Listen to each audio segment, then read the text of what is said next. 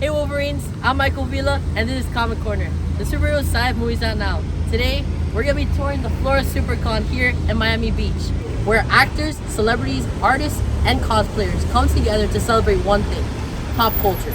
Now come along with me while we explore the convention center.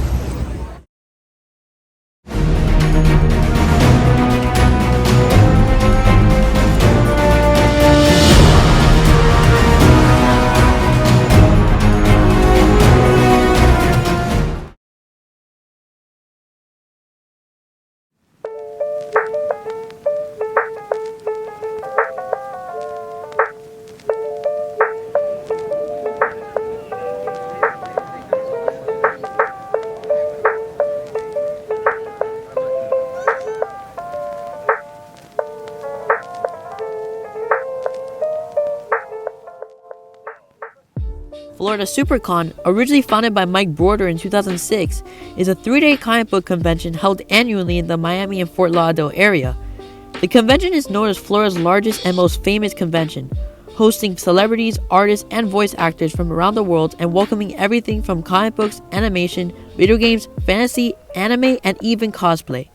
And this year, Florida Supercon and Reed Pop gave the Comic Corner team and I an opportunity to enjoy the weekend as press for the event.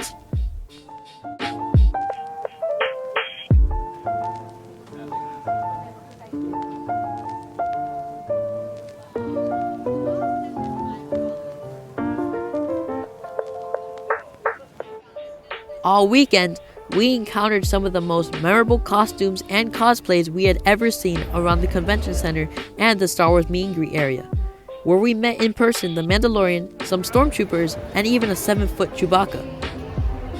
Besides their inclusion of actors and celebrities, Florida Supercon is famous for the hundreds of shops they host every year in the convention center. The shops have a wide variety of products ranging from comic books, collectibles, art pieces, to lightsabers and movie props.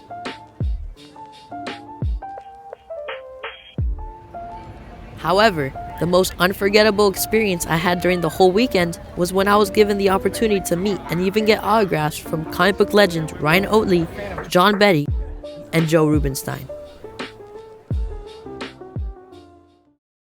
Ryan Oley is the main artist and contributing creator of the Invincible comic book series, which is now a Prime Video hit show with a 98% on Rotten Tomatoes.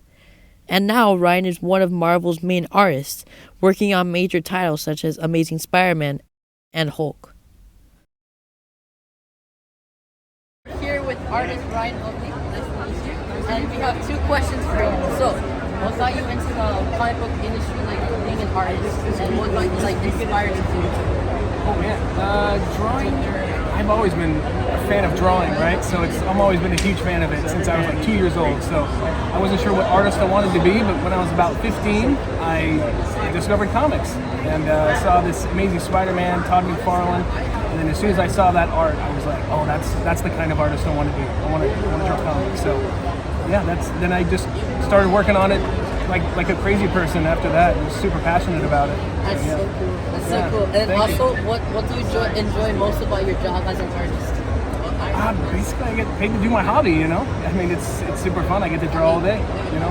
As much as I want, so. I'm such a fan of your work. I have a lot of your comics at home, and when I found out you were coming, I was super hyped. I was like, man, I get to finally meet a guy that's been drawing some of my favorite comic books. So it's such a Following our amazing interview and signing with Ryan Oley, we got to sit down with Marvel and DC legend John Betty. John Betty was Marvel and DC's main inker and illustrator for 20 years, working on Punisher, Wolverine, Captain America, and even Secret Wars, where he was the first to introduce Black Suit Spider-Man and Venom. With John Betty, the famous artist, and we're going to ask him 2 questions. So, what got you into the comic book industry as an artist?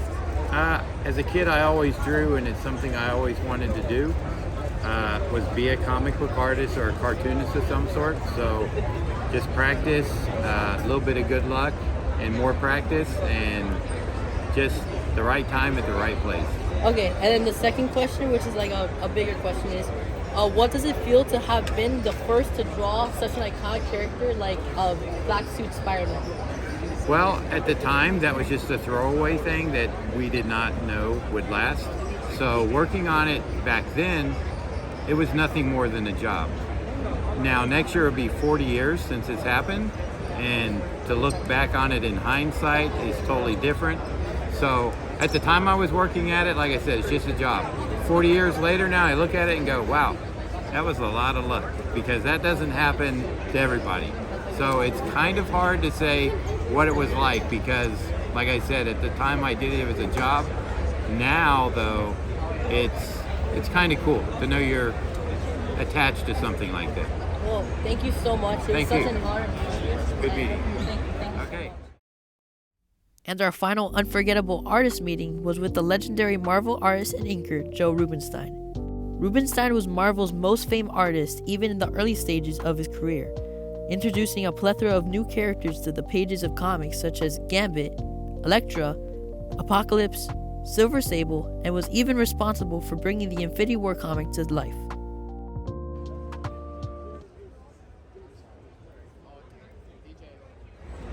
What got you into the comic book industry, like as an artist? Well, I think that's different than why did I want to be a comic book artist, because getting into the business is different than starting to be one.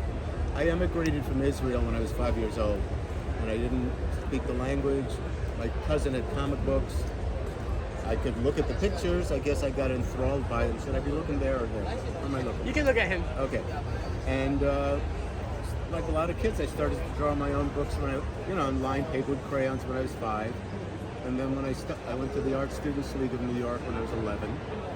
And I got an assistant gopher job when I was 13. When I was 15, I started to be an art assistant. When I was 17, I got my first job for DC. And when I was 19, I got my first job for Marvel, which was the Avengers 2-in-1 annual, which was the real Thanos story before the Infinity Gauntlet. What does it feel like to have been the first to ever draw like the iconic Infinity Gauntlet story? Oh, it gets me drinks all over town. That's so cool. I mean, it's just, it's a job. They handed it to me, I did it.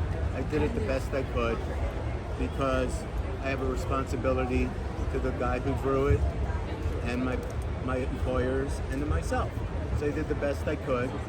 I didn't know it was going to become a big deal in a movie 40 years later.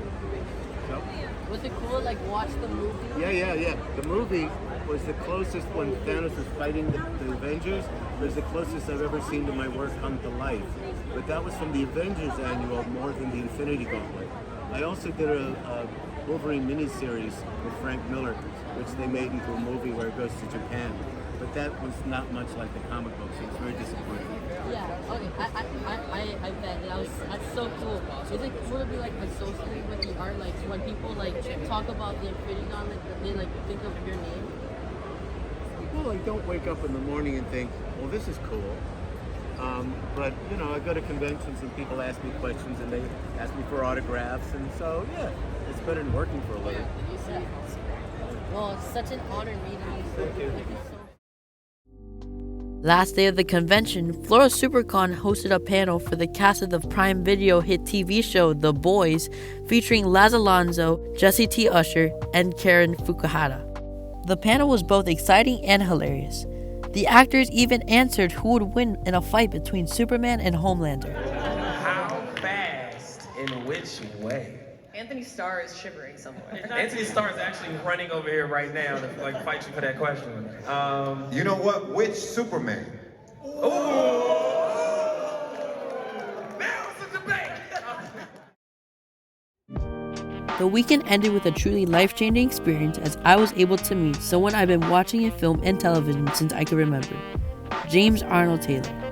James not only has been the voice of Obi-Wan Kenobi in the Clone Wars series and Star Wars video games and other Star Wars media for 21 years, but he is the voice of nearly 100 characters, ranging from Fred Flintstone, Huckleberry Hound, Yondu, Johnny Test, Leonardo, The Leader, Harry Osborn, to even Lego Flash. James is also the voice double for the likes of Johnny Depp, Christopher Walken, Michael J. Fox, and Ewan McGregor. Meeting James was such a nice experience. Being able to talk about his career as a voice actor and even doing his famous line, Hello there. although we weren't able to film him, we still asked him, what drew you to the role of Obi-Wan Kenobi 21 years ago? And he answered, and I quote, I had always been a big fan of Star Wars since I was a kid with the original trilogy. And when I became a voice actor, I auditioned for the role of Obi-Wan Kenobi when Lucasfilm was about to create an animated show based off the Clone Wars. And when I got the role, Obi-Wan and I have been inseparable ever since. And after interviewing him, he gave me an autograph and said, now you have the high ground.